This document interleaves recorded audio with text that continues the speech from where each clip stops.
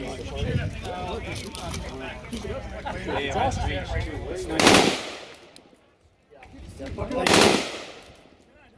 always see you like once a year now.